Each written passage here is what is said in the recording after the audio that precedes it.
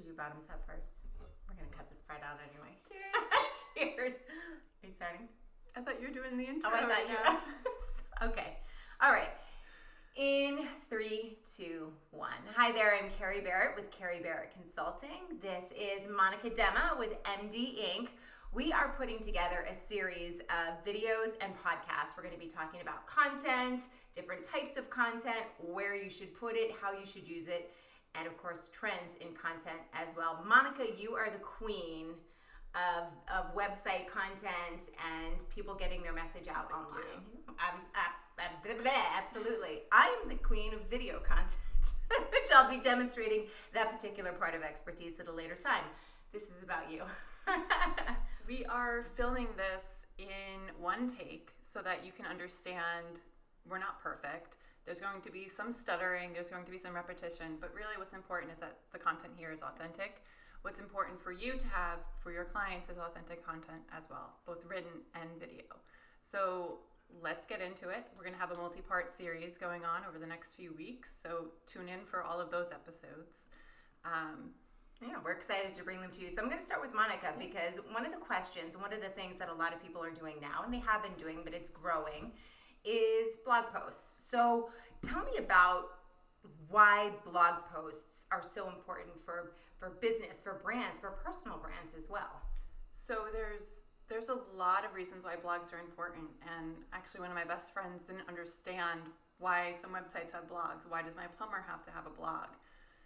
One of the main things that you're updating on your website is your blog. You don't change your homepage, you don't change your services every week, and Google knows that. So when you have a blog that's constantly being updated and it's relevant information for your plumbing business, for your speaking business, what Google sees and what clients see is that you're actively interested in your business and growing your business and expanding product knowledge or becoming a thought leader in your industry. So if you own a physical store, let's say you're an ice cream shop, Are you only going to have 1 or 2 gallons of ice cream and then once they're done, they're done? Or are you only going to have Christmas decorations once a year and then never take them down? No, you need to update it in order to bring clients in the storefront and into your business and hopefully call to action and engage you and contact you and buy your services. Well, when you talk about why Google needs you to update your blogs as well, what does that mean? Is that like an SEO function or how does that work? Absolutely. So blogs are I would argue, mostly an SEO function where when you're targeting keywords specific to your industry, not necessarily what you think people want to read, but what is actually important for your industry, Google is looking at your content, making sure that it is relevant, making sure that the audience is getting what they want. And then over time, typically 6 to 9 months from when you're starting your SEO process is when you're actually going to be getting some hits. Got it. It can obviously be supplemented with SEM, search engine marketing, where you're doing Google AdWords, LinkedIn ads, YouTube ads, a variety of different ways of getting your brand out there. So when somebody is putting together a blog or they're updating their blog, whatever their business is, what are the biggest mistakes that you see people making? The ones that are hard to fix. Like, are there mistakes you can make at a blog that will do permanent damage? Yes. So keyword stuffing is huge. Yeah. So going back to the plumber example, if every sentence has the word plumber, plumbing, plumbed, it's not going to be relevant content. Right. Plus, it'll be boring. And it'll be boring. Nobody wants to read that. And I think we've all read that. It might be a recipe or something that you find on Pinterest. So keyword stuffing is impossibly good for you. The next thing to be aware of is including things that are, again, relevant to your business. So if you're a plumber, going back to that, you don't want to necessarily talk about electrical work in all of your topics unless it affects plumbing in your bathroom affecting your electrical work. Right.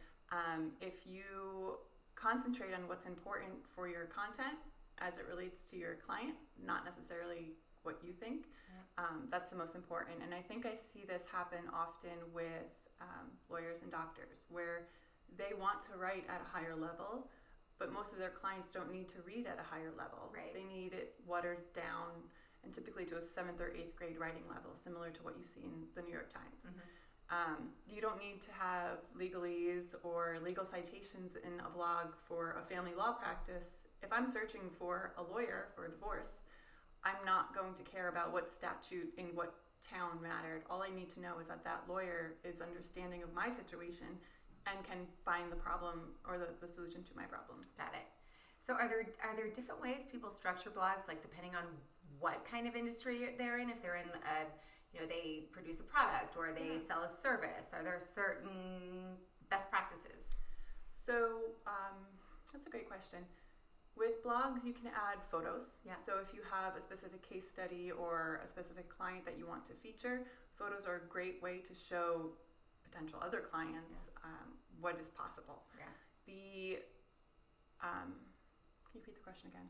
Yeah. So if you're in an industry, let's say you're in a service industry versus a product industry, or you are your own personal brand, are there different best practices when it comes to figuring out how you structure your blog, what content you put in, and what you write about? Right. So the other thing that's important when you're creating your blog is making sure that the headers are relevant. Yeah. So with all of my writers throughout the years, instead of just saying, pergola design, wood structure, or gardening design, make it more engaging, where it's top 10 ways of enhancing your garden design, or what to look for when building a pergola. Everybody loves a list, right? Exactly, they love lists, but these are also the questions people are searching for in Google. So just make it that much easier to make that match happen.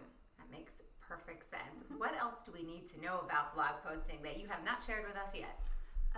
So I'd say probably making sure that besides the content being relevant, you need to make sure that it's at least 300 words, recommendations 500 words, and then over time you can add to it so that it's 1,000 or 2,000 words. Content is only as good as people read it. So if it's super long, super lengthy and dry, they're not going to get to the bottom, and Google knows how long people are spending on that page. Google knows everything. So don't waste your effort. Yeah. Make sure that it's straightforward, to the point, and purposeful. And so are you saying to our audience that Google is going to let us know how long they've been watching this? I think so. They will. Yeah. So stick around. Thank you. Of course.